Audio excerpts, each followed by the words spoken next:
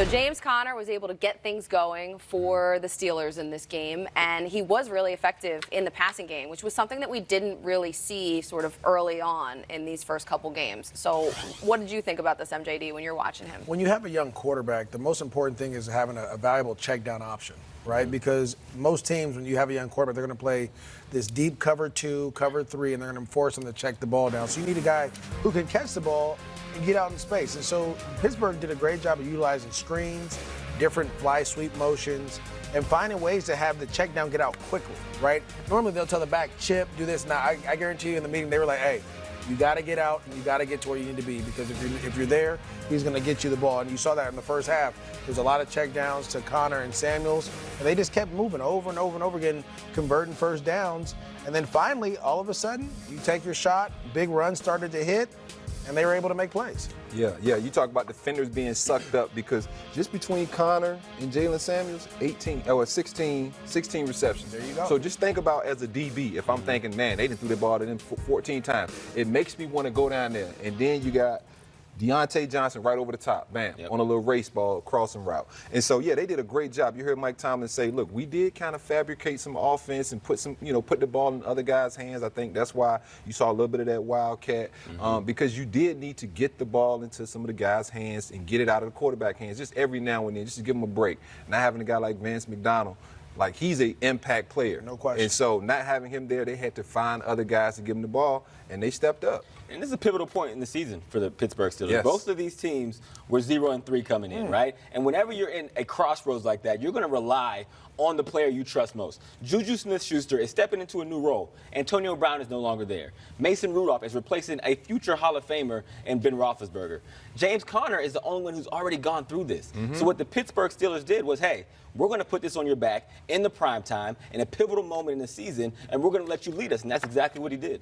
Yeah, Juju Smith-Schuster, he ended the night here 3 for 15 yards. That's a career low for him. Hey, that number 1 receiver, It's like, tough, ain't like no you joke. talk about. It is a different role. Now everybody on that field is worried about you. Yep. Not your homeboy AB on the other side. They're worried about you, and that it takes a lot for that to happen. It's so funny because when you'll be out, I'll be on my way to the airport, and I'll stop and talk to people. They'll be like, is it that big of adjustment for Juju? I'll be like, oh, you've never been the man before. Yep. Yeah, break it down a little bit, You've though. never been the one when they come in the meeting, the first person they talk about is, we got to stop him. That's it. When that's the first person in every meeting, the coach is going to step in, the head coach is going to go to the team, and he's going to say, look, in order for us to win, we got to stop these people. Juju Smith-Schuster is that guy now. He's on the top of the list. So everyone's eyes on the sideline, on the field, are going to be all where 19 is. And they're going to figure out, okay, are they disguising the coverage this way? If you're not doing your part, then they're going to get you out. Yep. And so he's getting all the attention, where last year I kept telling people, like, it's different when you're number 2. AB was getting all that attention. And he was able to thrive in that situation. And it shows you what kind of talent he is. Now that Juju doesn't have Big Ben, right? So now you're the number 1 and you have the backup quarterback. He's going to struggle a little bit. Yeah, because everyone always thinks it's up to Mason Rudolph to elevate his game. It's up to everybody around him to bring their game up. We just need Mason Rudolph to keep doing what he's doing. Yeah, we're complaining about some of the checkdowns, but as a player in that locker room, that's what I want, young fella. Protect the football. Everybody around you, we're going to elevate our game for you, so you don't have to feel like you're reaching to go out there to make plays. Well, yeah, because you're putting the pressure on your defense if you're out there turning over the ball, and then they got to go out there and clean up the mistakes that you're making out there. But when you watch Juju, do you think he has it? Do you think he has the tools to overcome this right now, to kind of learn and develop and really grow into that number 1 receiver? I think he does. And what I understand, that the stat line isn't great, 3 catches, 15 yards, but this is going to be better for Juju. Here's why. They have Deontay Johnson on the other side. What helped AB was the fact that Juju was a real option at number 2. So when those defenses come into the game and they say, yo, we're going to take away AB and we're going to make Juju beat us, Juju stepped up and he did that. Now they're coming into those meetings saying they don't have anybody else. We're taking Juju away. Well, young guys like Deontay Johnson step up. James Washington will step up. So showing that on film, now teams have to say, okay, we got to respect number 18 as well, and that takes a little pressure off Juju. Juju will be back. He will get the chemistry with Mason. Those defenses will start to shift a little bit. So this is good for him in the long run. But I know for fantasy owners, they're not going to be too excited about what the future holds. Rough. That's rough out and he there. has to stay positive in this, too, because it's hard being a superstar not getting your reps. Absolutely, Not touching the ball. I mean, That's probably the worst thing you can ever go through as a player. Like, if I'm the man, give me the ball then. I don't care if they put 17 guys on the field, right? But you also have to understand, like Hawk said, it's about a process. Let these other guys start eating a little bit, then they'll start opening up for you, then you start making your plays. Yeah, you got to get over it quick, too. I mean, just on to the next one. The next one for them, it happens to be the Ravens. So, you know, Mason Rudolph, he's hoping that Juju can get over this quickly, that the two of them can kind of get on the same page. And here is Mason Rudolph at the podium.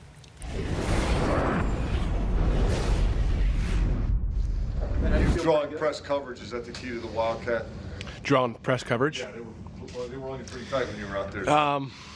Yeah. I mean, you know, we weren't sure how they were going to handle that new package, that new look. So, Jalen and James Conner, when you got a duo like that back there, they did a great job of handling all the, you know, cadence and whatnot, which is new for them. So, did a great job. But we adjusted once we, you know, found out what they were going to kind of what defense they were going to present to us in that package. Coach said you got the game ball. How's that feel getting that? Yeah, it's great. I think, you know, unbelievable team win. We just, you know, a lot of leadership in the locker room and guys that know how to win, guys that have won a lot of games in their careers, and when we stuck together all week, even though, you know, the rough start, and you know, our message all week was just stack one and then start stacking more. So that's the plan moving forward, and got a heck of a group of guys that are going to do that. When did it open up for you? Because you had a couple deep passes after they got that thing rolling. Yeah, you know, we just took our shots. I thought, you know, we were running the ball well, and we kind of stayed at the pace of the game, but yeah, we took some shots. Obviously, the one down to Johnny Holton, who's a speed demon, and kind of challenged the call there. So, yeah, and then the one at Deontay, he did a great job making the play. Jumped in the air. I think he thought someone was around him, but, you know, there's no one there. So, yeah, we probably got to, you know, we're still working towards maybe taking some more shots, and that's on me, and it's, you know, what I'm comfortable with, and we're still kind of moving towards that. Only week 2 of me and Randy kind of being together, so we'll start, you know, we'll continue to try to, you know, threaten teams, you know, vertically. Did your short passing game help the run? Yeah, I think so. Had unbelievable protection all night. I didn't get hit once that I can remember. So, yeah, I mean, I kind of had a more philosophy of, you know, taking what the defense gives you, and we had our chances to take our shots, but, you know, backs were in the spots all week.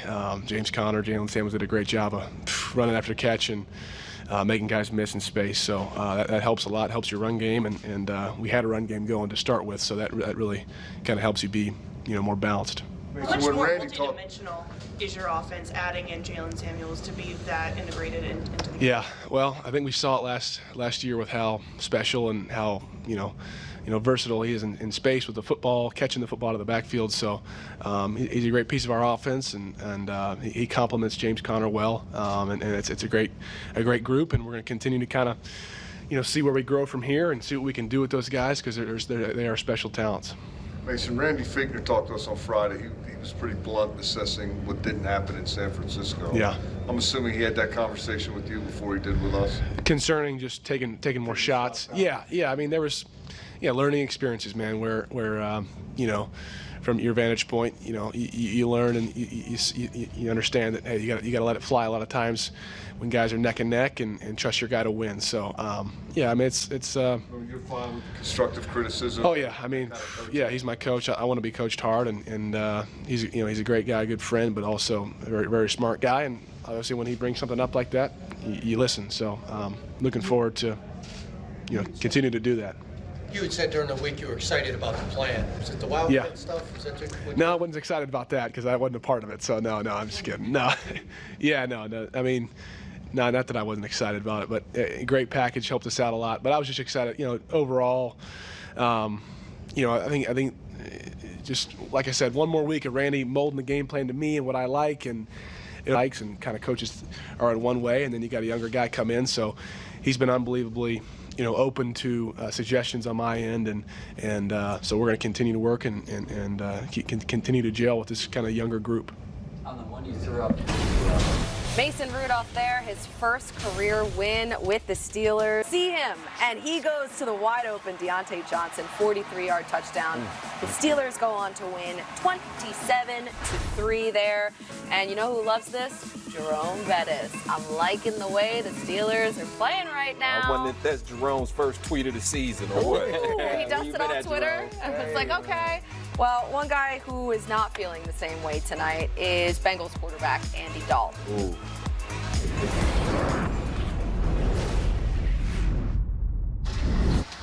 Yeah, I mean, we got to score touchdowns when we're down there. You get opportunities like that, you know, we got to make those plays, and you know, it's what it comes down to. That could change things, gives you different kind of momentum scoring a touchdown there rather than kicking a field goal. Andy, how much did the relentless pressure take you guys out of the game plan? Yeah, I mean, anytime you're getting set back, I mean, it's hard to keep drives going, and so, you know, they obviously had a good plan up front, and they got to me more than we would like. Has this been the toughest 4-game stretch of your career so far? You know, this is tough just because we've been in a couple of these games, and we've had opportunities, and we haven't made the plays that we need to. And so from that standpoint, it's definitely been tough. But, you know, where we're at right now, I mean, we have to understand that every game's important at this point, and for us, we got to figure out who we are. And, you know, we've got the guys here, we've got the guys on this team, and we just have to go out and you know, get our minds right and have all the attention to detail, all the stuff that you have to be successful. And so, you know, this will be a big week for us. Do you think with the change, with the coaching change, the overall change in the system, the way things are done, is that like those, you know, you still going through that transition? Do you think, or like a new coach, new program, new offense? You still going through that? I think for us, we just have to make plays. We got to execute better, and that's everywhere. And you know, it starts with me. And so, like I said, we got to look at what we're doing and what we can do to improve upon what we've done up to this point, because it's nowhere near the level that we want to play. You feel like the amount of losses y'all taken going back to, I guess, the midway point of last season is kind of taking a toll on the locker room as a whole? It's a new team, it's a new year. We've lost 4 games. And so our goal is to win this week. Do you think the one play, does it, you know, I don't, on the play that Tyler, you know, in the red zone, did you guys think you had that? I looked at it like it was open. Eifert, did you guys talk about that play afterwards at all? In the beginning of the game? Yes, sir. Yeah, I'm sorry. Yeah, we had an opportunity there. Yeah. Do you feel like this offense is being hindered by the offensive line? You know, we feel like we have the guys on this team that